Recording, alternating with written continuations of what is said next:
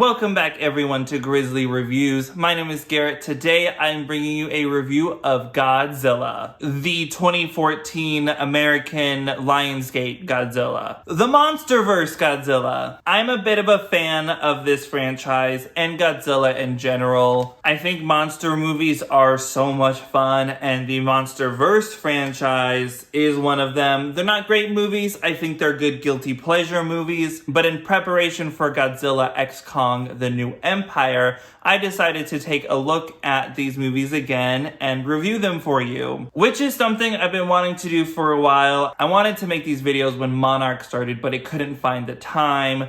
So I'm doing them now. I actually enjoyed the 2014 Godzilla. I think it's a great starting point for what became a massive franchise. And in terms of an American version of Godzilla, I think it's the best example of it. Although I'm gonna say Cloverfield is the better movie in this case. I think Godzilla is really thrilling. It's tense. It has some great monster fight scenes. And I just have a fun time watching it every time I put it on. So we're gonna get into the meat of this review. It's going to be completely spoiler filled, so turn away. If you haven't seen this movie, go watch it and come back. We'll start with the negatives because I don't think there's many to this movie, but what they are has pretty massive implications for what I think about this movie. Unfortunately, the human characters that survive and make it throughout this film are not so interesting. I think Aaron Taylor Johnson does a good job in this movie, but his character is not given that much to do. I think basic military white guy is not the most interesting of the main character. What Elizabeth Olsen and their son in the movie are bringing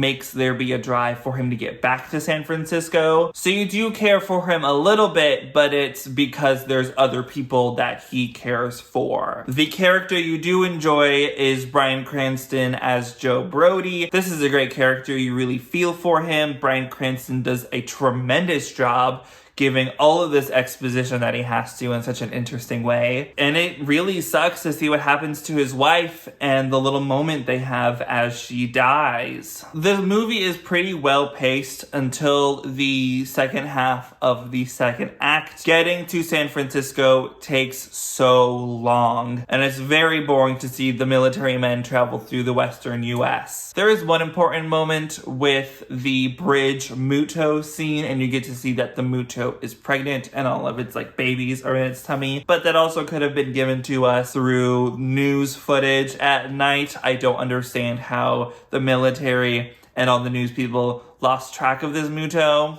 and then it show up and get them at the train. Kind of doesn't make sense to me. It doesn't really work logistically. The movie also really doesn't have much to say. It's here for the thrills of a monster movie. There's no real themes, no real lessons that characters have to learn other than your father isn't crazy, listen to him. Aaron Taylor Johnson doesn't go through a huge character change. His goal and purpose in this movie is just to get back to San Francisco and try to stop a bomb. The explosion at the end of this movie is also very Dark Knight Rises rules. How does it get far away in time for there to be no effects at all on San Francisco or the surrounding coastal cities? And my last complaint, unfortunately, is that the Hawaii monster fight scene was cut off. I think there was a possible moment to see what Godzilla could have done in a pretty basic fight. We get the news footage for it,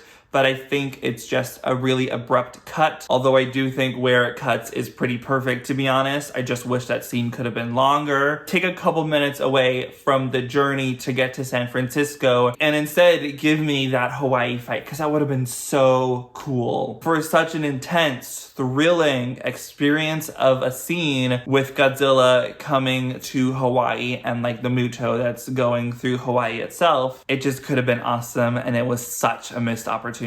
And we're gonna switch to the positives of this movie. The positives, Gareth Edwards does such an amazing job directing this movie. I don't think there's a Gareth Edwards movie that I've seen that I don't like. Rogue One is great. The Creator from last year is fantastic. I reviewed that movie, by the way. You should go check it out. The way Gareth Edwards handles tension in this movie, building up a scene, is fantastic. I love when the first Muto escapes in Japan. That is such a great scene. And then the entire Hawaii sequence with showing the foot of Godzilla, with building up with the water rising and kind of rushing through the streets of Hawaii. A bit campy with that dog running through the streets. I laughed at that moment. Godzilla 2014 is having fun. It is camp. It knows what kind of movie it is, but it's gonna take itself seriously through the scenes that have tension. This movie is very rewatchable in that sense. Like, you're gonna get the same thrills every time you watch this movie. It's just iconic. Godzilla's roar is iconic. I hadn't seen any Japanese Godzilla movie before I watched the 2014 Godzilla the first time.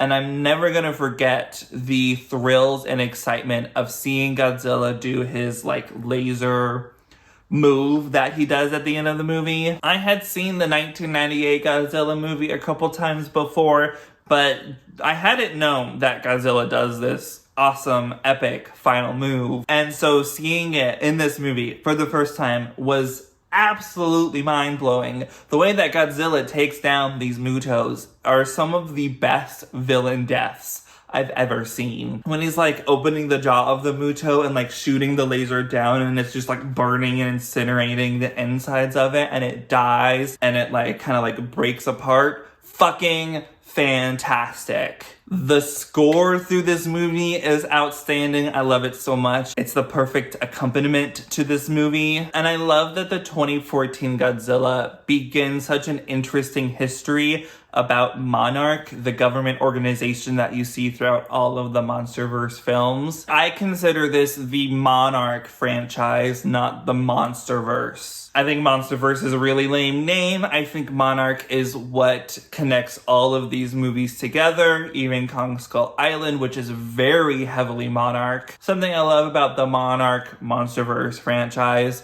are the opening title sequence credits. They're edited so well. I love the font that Lionsgate has chosen to use for these movies. I do wish there was more time seeing the two Mutos interact with each other. To me, that's a lot more engaging. I kind of just wish we got to know more about how they worked as creatures. Because they're the villains. They're gonna die at the end of this movie. It could have been cool to see more of how they operated like socially between themselves. The cinematography, I can't believe I've waited this long to talk about it. The cinematography in Godzilla 2014 is outstanding. The shot of the army men that are like skydiving down into San Francisco, fucking gorgeous.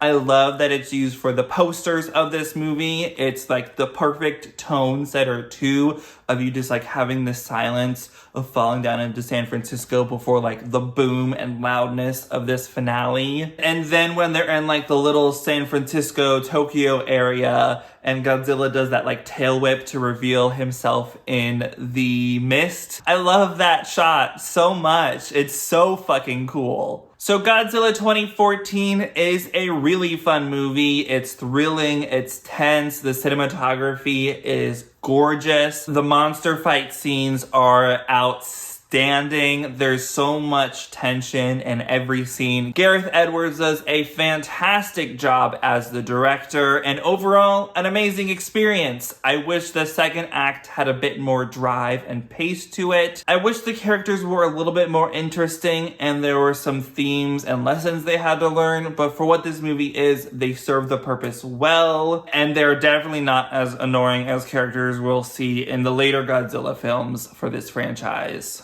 I highly encourage you to check out Godzilla 2014 and the rest of the MonsterVerse franchise. I think Godzilla is a great stepping off point for this franchise, and I'm gonna give it an 8 out of 10. Could have been a 9, but I think that second act is really what drags the movie on a bit. But overall, that's just my opinion. Let me know in the comments down below what you thought about Godzilla 2014. If you liked this video, please give a like. And if you want to see more, hit subscribe or follow me on TikTok. And I'll see you all later. Bye-bye!